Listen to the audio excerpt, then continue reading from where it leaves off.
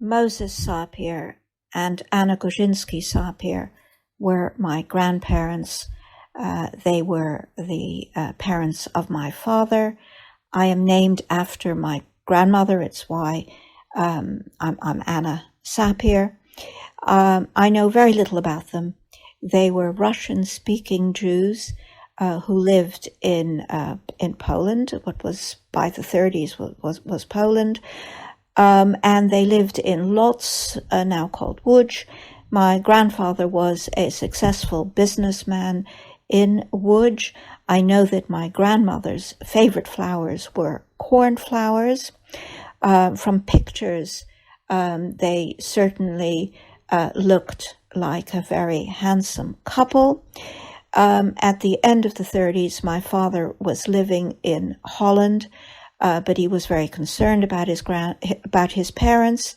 I know that he went back to Poland to convince his parents that they really had to get out, as my uncles, as my father's brothers, were planning to do.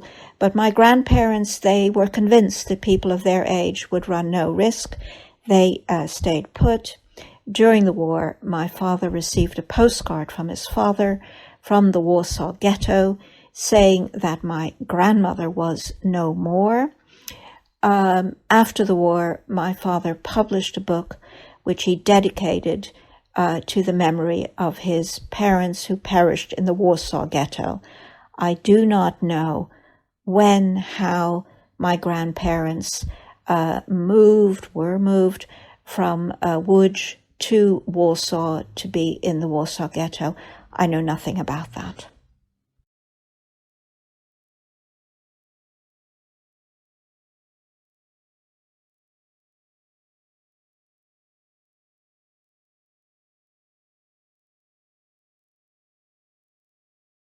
My father's name is René Karat, and he's 100 years old and lives in Israel.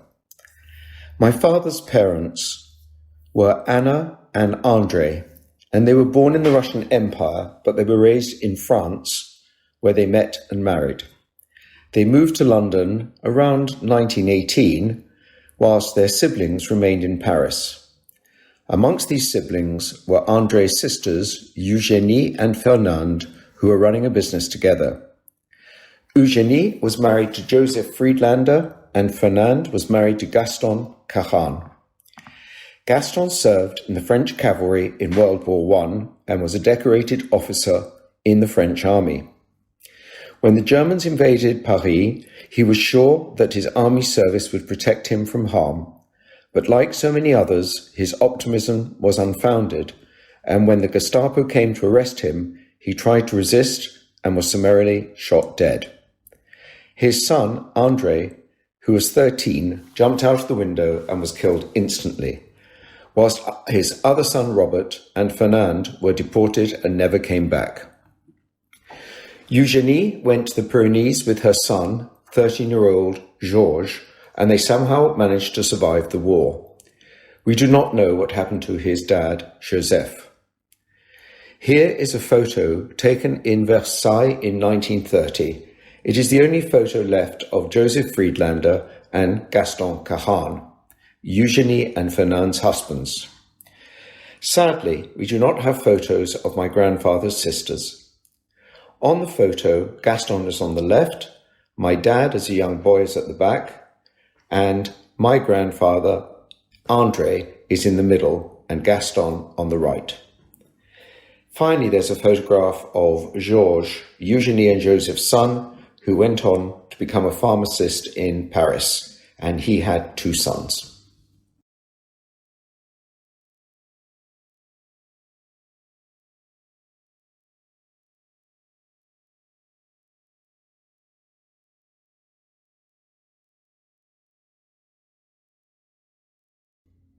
I'm remembering my grandmother, Margareta Meyer, her son Ulrich, his wife Annemarie, and their infant son Michael, who lived in Berlin.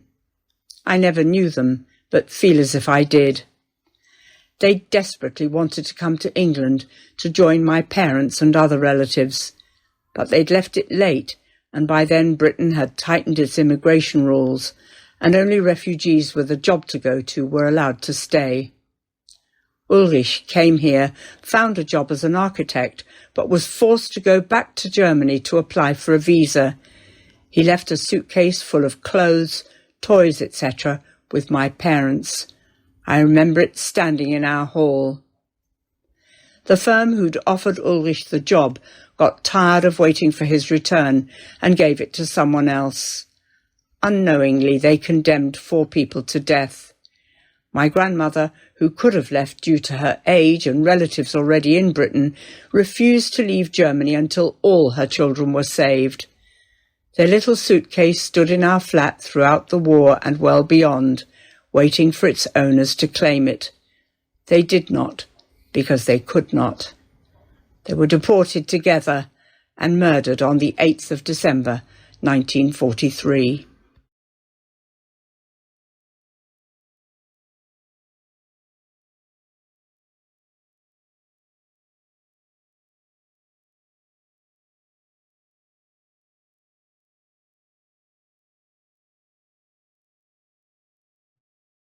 I'm remembering my father's family, his parents, 4 sisters, a brother and a niece, whose lives were cut short by the Holocaust. They lived in Tarnów, a city in southeastern Poland about 50 miles from Krakow. It had a thriving Jewish community before the war, about 25,000 Jews, half the city's population. There were large synagogues, Jewish schools, Jewish sports clubs. The family owned forest land nearby and a grocery store. And my grandfather, Feitel, was famous in town for his pickles. My grandmother, Miriam, ran the grocery store with help from the children. This is a photo from 1931 of 3 of my father's sisters. They were actually born in a village called Wisnowa, closer to Krakow, before the family moved to Tarnów. On the left is Rachel. She was the eldest, born in 1911, an accountant. She was married and had a 3-year-old daughter named Pearl. On the right is Alta Ethel, born in 1917. She was going to be a mathematician and was studying at the University of Warsaw when the war started. And in the middle is the youngest sister, Mala, born in 1919. She worked in the family's grocery store.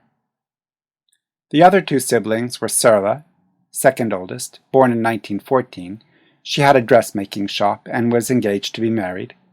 And there was a little brother, Avraham Yitzchak, born in 1923. My father was the only one in his immediate family to survive the Holocaust. He passed away in 2004. He used to speak fondly of his family in Tarnów, and we want to preserve that memory.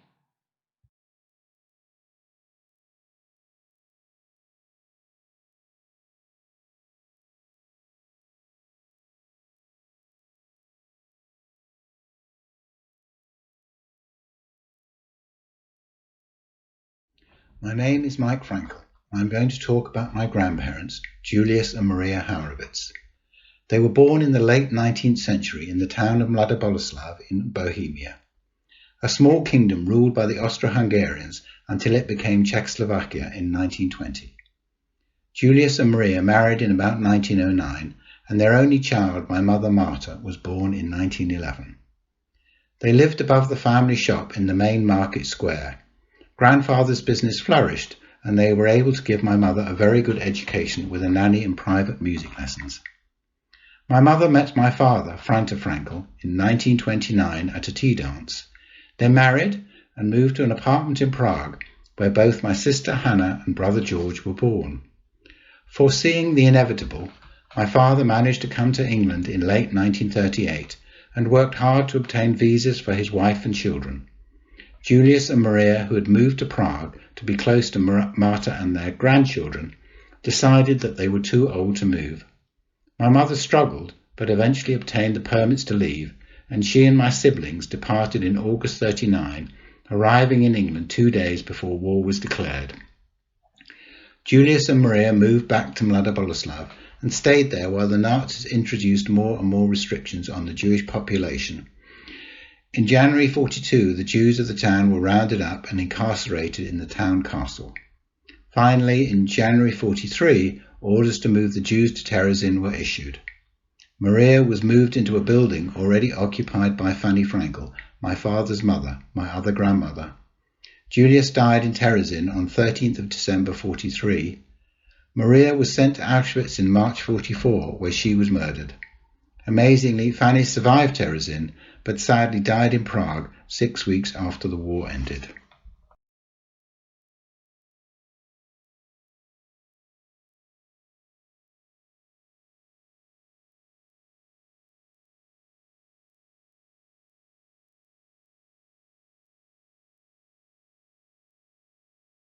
My name is Sarah Niewer.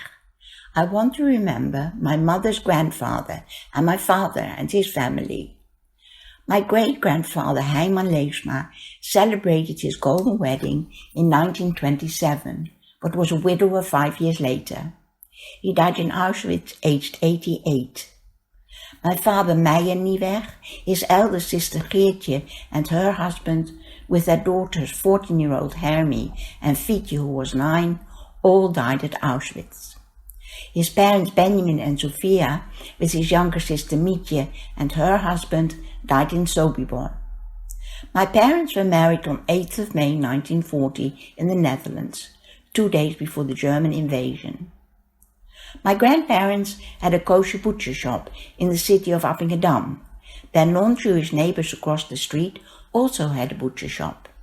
My grandfather often played cards with them in the evenings. Their children called my grandparents Oma and Opa, Dutch for Granny and Grandad. My father was a broker, selling land and insurance. Before the war, he and his sister Mietje belonged to the local drama and choral society and took part in outings to the seaside. On one of their group photos, my father sat in a coal bucket and to everyone's hilarity couldn't get out afterwards. He played the trumpet in the local orchestra, was chairman of the Jewish drama group and helped organize the synagogue's 135th anniversary. Mietje's Rupa on 27th of July 1942 was probably the last one held there. Her nieces were bridesmaids. On the wedding photo, they were wearing the compulsory yellow star. My father was absent, for he had arrived in Auschwitz-Birkenau 10 days earlier.